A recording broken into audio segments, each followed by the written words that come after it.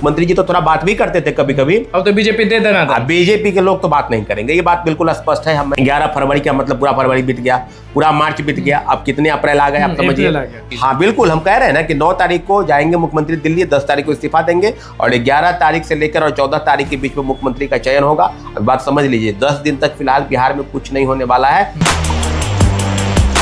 देखिए, BPSC TRE 4 का मुद्दा इतना गर्म होते जा रहा है कि मानिए कि सब लोग परेशान हैं और माथा पीट रहे हैं। नमस्कार, मैं अनुकूल तिवारी और आप वॉइस हब देख रहे हैं। हमारे साथ छात्र नेता सौरभ जी हैं। सौरभ जी, अब लोग आमरण अनशन की बात कर रहे हैं, लड़कियां रो रही हैं और बाकी जो लोग मौजूद हैं वो कह रहे हैं कि हमें बस इतना चाहिए, हाथ जोड़ के कह रहे थे कि बीपीएससी के साइट से वहां से ऐलान हो जाए, लिखित में सब चीज हो जाए, वेबसाइट पे आ जाए कि हाँ ऐसा ऐसा ऐसा ऐसा।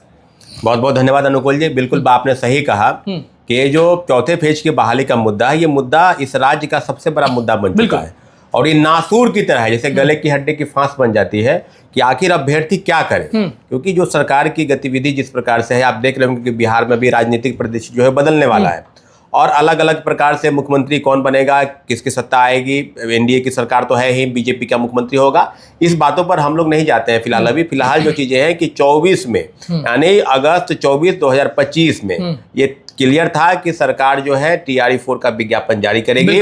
मुख्यमंत्री जी का भी ट्वीट था, तो हम लोग को लगा कि भाई चलिए अगस्त में नहीं होगा तो चुनाव के पहले लगभग सितंबर अक्टूबर तक क्लियर हो जाएगा मामला, लेकिन विज्ञापन नहीं आया।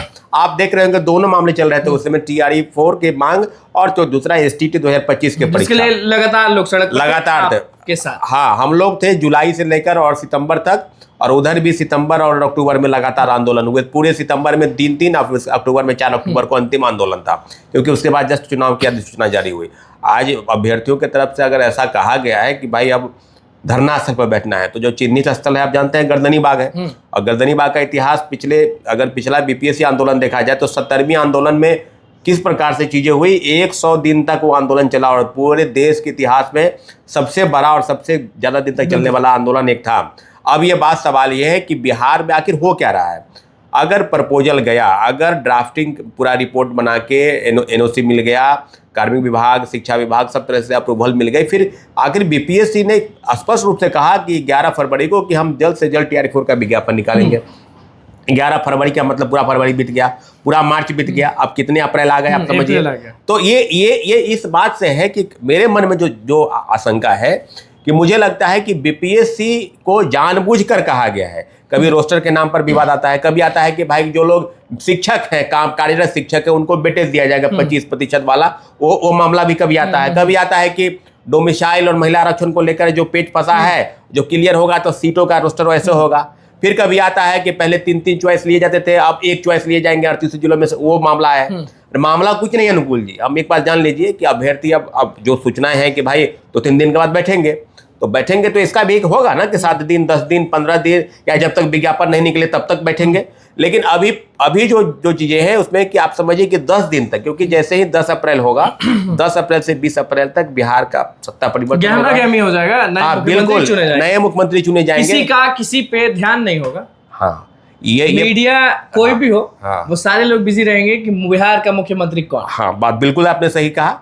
तो हम ये चीज जरूर उन लोगों को जरूर सलाह देंगे कि अगर चीजें थोड़ा सा वेट कर दे। हम तो ये नहीं कह रहे हैं कि भाई आप आज ही बैठिए। इस पे टोकना चाहूंगा कि आप ये चीज बोल रहे हैं उनके पॉजिटिवनेस के लिए, लगातार आवाज उठाते हैं, हम आपको सुन रहे हैं, हम आपकी आवाज को पहुंचा रहे हैं। तो ऐसा तो नहीं कि लोग ये सोचें कि छात्र नेता सौरभ हैं, आंदोलन के खिलाफ हैं कि क्या है। लेकिन अगर रुक के समझ के सुना जाए तो यही सच्चाई है कि अभी बिहार का मुख्यमंत्री मानिए तो मानिए, नहीं मानिए तो नहीं मानिए, कोई नहीं है। बिल्कुल इस्तीफा कुछ दिन में हो ही जाएगा नीतीश कुमार का, बिल्कुल सीएम के पद से। उसके बाद तो नए मुख्यमंत्री बनेंगे। देखिए अनुकूल जी, एक बात समझिए कि कुछ लोग का मतलब 150, 2000, 5000 नहीं होते हैं। एसटीईटी में 5,42,000 अभ्यर्थी बैठे 2025 में, कैसे बैठे आप भी जानते हैं। उनका विरोध किस बात को लेकर होगा ये भी हमको भी पता है। टीआरई 4 एकमात्र मुद्दा नहीं है, बिहार में और सारे मुद्दे हैं, लेकिन मेरा यह मानना है कि टीआरई 4 सबसे ज्वलंत मुद्दा है। अब बहुत ज़्यादा अभ्यर्थियों की निगाह इस पर है। STET, CTET, DElEd, BEd, MA सब पास है, तो पहले से भी तो एसटीईटी पास थे। ये मामला तो 25 से आ रहा है, 1.5 साल बीत गए हैं और अभी तक TRE1, TRE2 और TRE3 में कितने समय, 6 महीने में TRE1 और TRE2 बीत गए। TRE3 का पेपर लीक जब हुआ तो उसमें हाँ 6 महीना 1 साल लगे, लेकिन TRE1 और TRE2 में 6 महीने में। तो अभी आपको कौन सी हड़बड़ी है? चुनाव भी नहीं है, जैसा कि मानना कि चुनाव भी नहीं है। अब शिक्षा मंत्री तो जान ही रहे हैं कि बयान देते हैं, आप हो रहा है कि शिक्षा मंत्री बदलने वाले हैं, ये भी चर्चा है। देखिए अब सरकार जब बदलेगी, जब मुख्यमंत्री जब बदलेंगे तो पोर्टफोलियो जो है, मंत्रालय जो है, किसके पास कौन विभाग जाएगा, ये मुख्यमंत्री के अधिकार क्षेत्र में आता है। सवाल अनुकूल जी ये है कि अभ्यर्थियों को चाहिए थोड़ा सा, मैं जहां तक समझता हूं कि 20 तारीख के बाद, अगर 20 तारीख तक विज्ञापन नहीं आता, 10 दिन का अल्टीमेटम तो बार-बार दिया जा रहा है, एक बार नहीं कई मर्तबा मिला अल्टीमेटम। अगर धरने पर बैठने से अगर विज्ञापन आ जाता है तो मुझे लगता है कि ये आखिरी लड़ाई है। प्रदर्शन तो हो गए, अब धरना करना है। तो मुझे लगता है कि एक मुद्दा और है, अगर अभ्यर्थियों के मन में ये चीजें हैं, वो है 24-26 DLED BEd जिसकी संख्या लगभग 1 लाख के आसपास है। ये मुद्दा अभी सड़क पर नहीं आया है, ये मुद्दा बस एक इनपुट की तरह है। अगर विज्ञापन नहीं आता है अनुकूल जी, अभी सरकार का भी कहना है, बैकडोर से लोग कह रहे हैं कि जब परीक्षा सितंबर में होगी तभी हम विज्ञापन क्यों देंगे, हम जून जुलाई में विज्ञापन देंगे, उस समय फॉर्म हम अप्लाई करा लेंगे, 1 महीने तो फॉर्म भला लगता है। तो सवाल ये है कि अगर इसमें विलंब हुआ तो एक बात भी स्पष्ट मान के चलिए कि सीटेट वाले को मौका मिला, TRE1 में सीटेट अपेयरिंग वाले को मौका मिला था, उस प्रकार से अपेयरिंग के तौर पर BEd DLED 24 और 26 जिसकी संख्या लगभग 1 लाख है, जैसा कि वो बताते हैं, और राज्यों को मिलाकर हो जाए थोड़ा ज्यादा संख्या, लेकिन उसकी संख्या लगभग 1 लाख अप्रॉक्स है, तो वो कहीं ना कहीं TRE4 में बैठने के लिए एलिजिबल हो जाएंगे। बहुत बढ़ जाएगा। देखिए एक बता, अच्छा STET का विरोध क्यों हो रहा था? इसीलिए तो हो रहा था ना, कंपटीशन बढ़ रहा। हम लोग का डिमांड था कि STET बिफोर TRE4, ये डिमांड था। TRE4 के खिलाफ कोई थोड़ी है, आज भी नहीं है भाई। अगर आज सरकार अभी विज्ञापन निकाल दे तो कोई रोक लेगा? कोई नहीं रोक। आप रोक लीजिएगा, हम रोक लेंगे क्या? BPSC निकाल देना भाई, BPSC का घेराव होना चाहिए। निकाल दे, अभी निकाल दे भाई, अभी BPSC का घेराव होना चाहिए। 4 अक्टूबर के दिन सारे अभ्यर्थी भागे हुए थे, गिरफ्तारी जब हुई थी तो भागे हुए थे।